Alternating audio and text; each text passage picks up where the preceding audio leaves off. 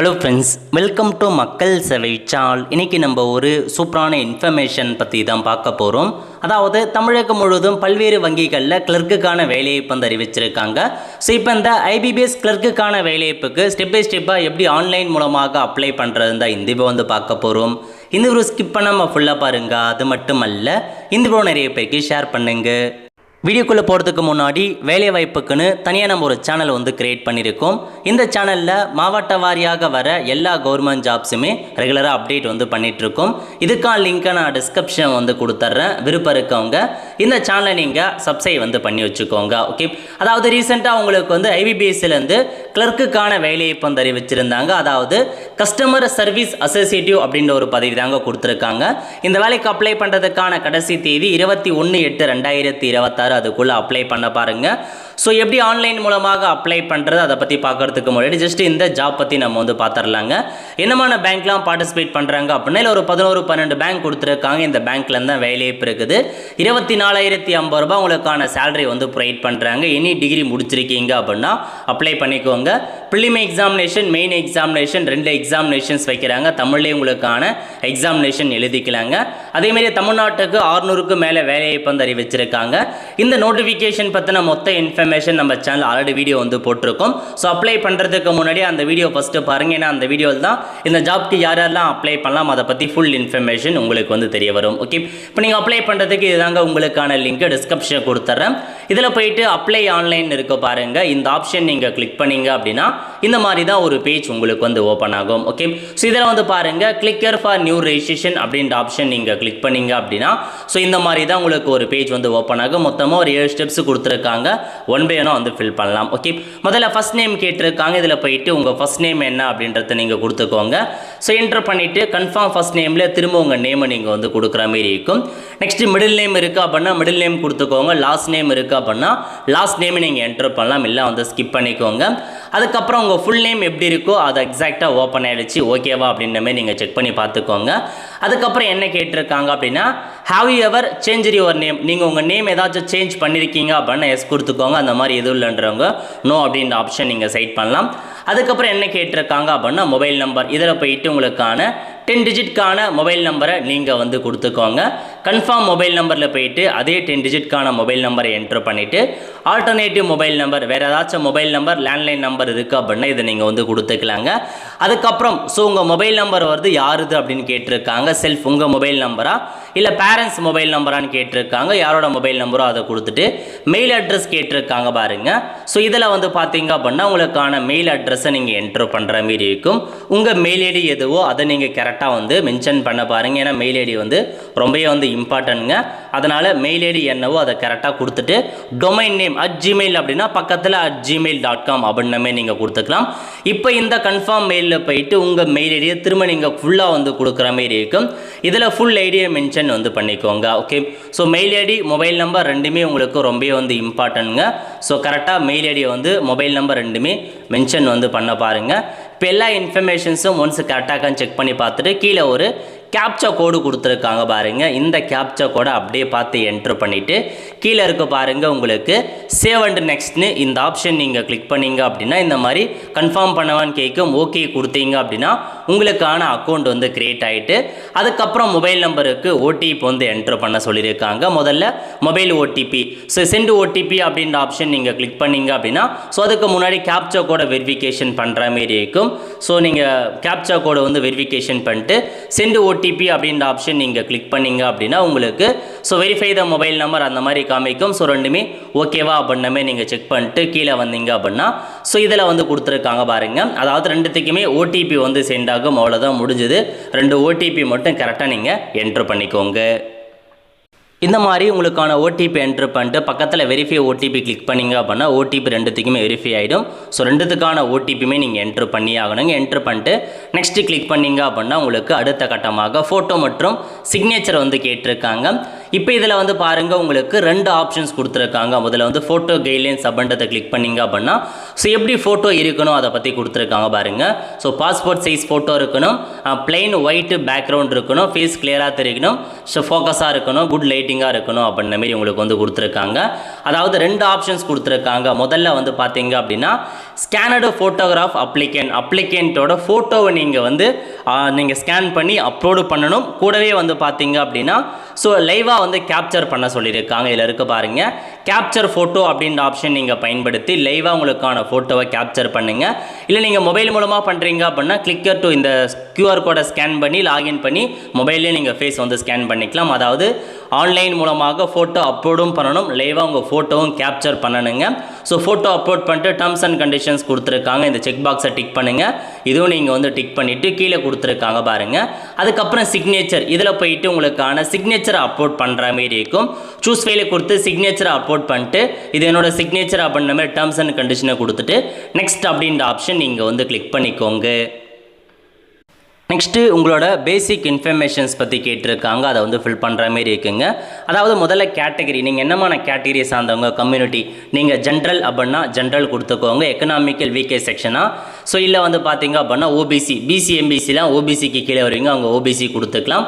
நீங்கள் ஓபிசியாக சைட் பண்ணுங்கள். எஸ்சி எஸ்டினா அதுக்கான ஆப்ஷன் நீங்கள் வந்து கொடுக்க பாருங்கள். பிசி எம்பிசி ஓபிசிக்கு கீழே வருவீங்க, அதையும் நோட் பண்ணிக்கோங்க. நெக்ஸ்ட்டு நீங்கள் டிஃப்ரெண்ட் ஏபிள் பர்சன் அப்படின்னா எஸ் கொடுத்து என்னமான டிஃப்ரெண்ட் ஏபிள் பர்சன் எல்லாமே ஃபில் பண்ணுங்கள். இல்லை அப்படின்றவங்க நோ அப்படின்ற ஆப்ஷன் நீங்கள் கிளிக் பண்ணிக்கலாங்க. அதுக்கப்புறம் என்ன கேட்டிருக்காங்க அப்படின்னா இதெல்லாம் ஓரளவுக்கு டிஃப்ரெண்ட் ஏபிள் பர்சனுக்கான இன்ஃபர்மேஷன். அவங்களுக்கு நீங்கள் வந்து ஃபில் பண்ண பாருங்கள். கைடன்ஸ் ஃபார் ஸ்கிரைப்லாம் வேணும் அப்படின்னா நீங்கள் எஸ் ஆர் நோ வந்து சைட் பண்ணலாம். ஓகே, அதுக்கப்புறம் என்ன கேட்டிருக்காங்க, are you person with different able பர்சனாக இருக்கீங்க அப்படின்னா உங்களுக்கு ரைட்டிங் அதாவது எக்ஸாம் எழுத டிஃபிகல்ட்டாக இருக்குது அப்படின்னா எஸ் கொடுத்துட்டு உங்களுக்கு ஸ்கிரைப் வேணும், எக்ஸ்ட்ரா டைம் வேணுமா அப்படின்னு கேட்டிருப்பாங்க. இதுக்கு எஸ் ஆர் நோ அப்படின்றத நீங்கள் வந்து செலெக்ஷன் பண்ணிக்கலாங்க. மற்றவங்க நீங்கள் நோ அப்படின்னு நீங்கள் வந்து கொடுத்துக்கோங்க. அதுக்கப்புறம் என்ன கேட்டிருக்காங்க அப்படின்னா கம்யூனிட்டி, நீங்கள் வந்து மைனாரிட்டி கம்யூனிட்டின்னு கேட்டிருக்காங்க. மைனாரிட்டியை பொறுத்த வரைக்கும் அதாவது ஹிந்து தவிர்த்து முஸ்லீம் கிறிஸ்டின்லாம் இருக்காங்க பாருங்கள், அவங்க மைனாரிட்டி கம்யூனிட்டியை சார்ந்தவங்க, அவங்க எஸ் கொடுத்துக்கோங்க. இல்லை அப்படின்றவங்க நோ வந்து சைட் பண்ணிக்கலாங்க. அதுக்கப்புறம் நீங்கள் என்னமான கம்யூனிட்டி, என்ன ரிலீஜன் கேட்டிருக்காங்க, நான் இந்து அப்படின்னா ஹிந்து அப்படின்றத சைட் பண்ணுங்கள். முஸ்லீம் கிறிஸ்டின் எல்லாமே மைனாரிட்டி கம்யூனிட்டியில் வருவீங்க, எஸ் அப்படின்ற ஆப்ஷன் நீங்கள் கிளிக் பண்ணலாம். ஓகே, நெக்ஸ்ட் எக்ஸ்பீரியன்ஸ் இருக்கா அப்படின்னு கேட்டிருக்காங்க.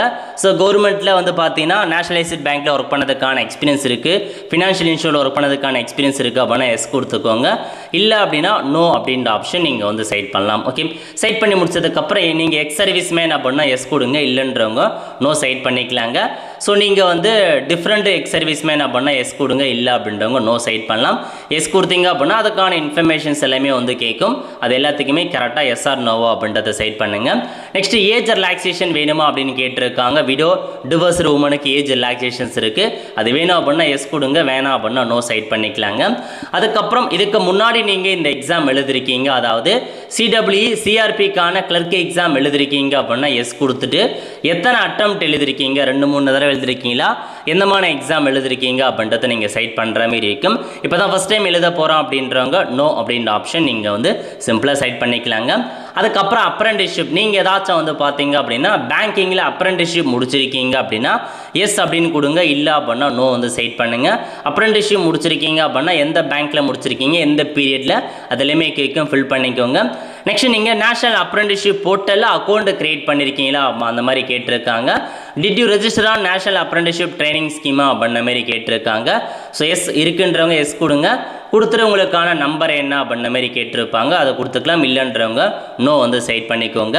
நெக்ஸ்ட் நீங்கள் இந்தியனான்னு கேட்டிருக்காங்க, இந்தியன் அப்படின்றத சைட் பண்ணிக்கோங்க.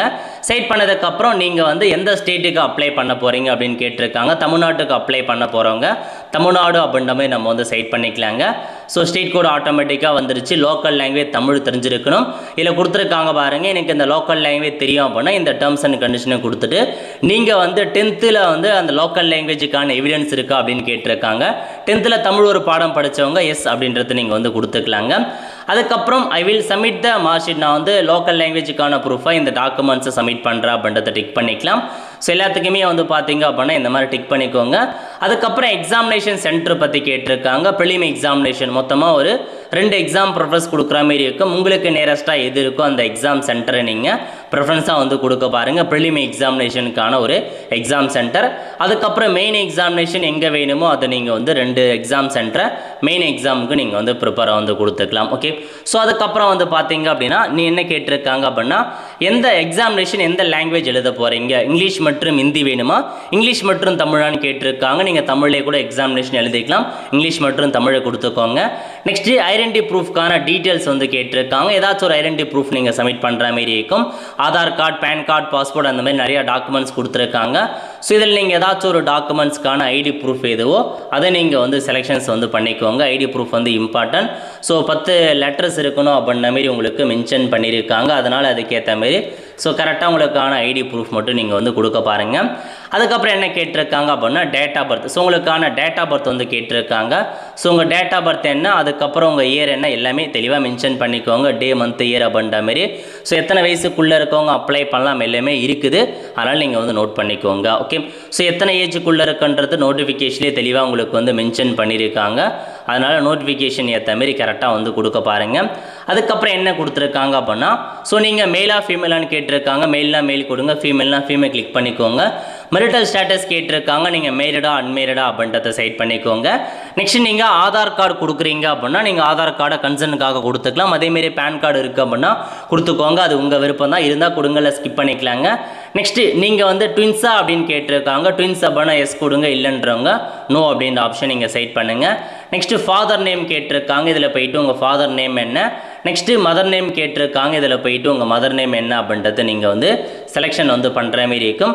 அதேமாரி confirm mother name, father name மற்றும் கன்ஃபார்ம் ஃபாதர் நேமில் திரும்ப வந்து கொடுத்துக்கலாம். ஓகே, அதுக்கப்புறம் என்ன கேட்டிருக்காங்க அப்படின்னா நீங்கள் நேம் வந்து ஃபாதர் மதர் நேம் டிக்ளேரான்னு கேட்டிருக்காங்க. ஸோ எஸ் அப்படின்றத நீங்கள் வந்து செலெக்ஷன் பண்ணிக்கோங்க.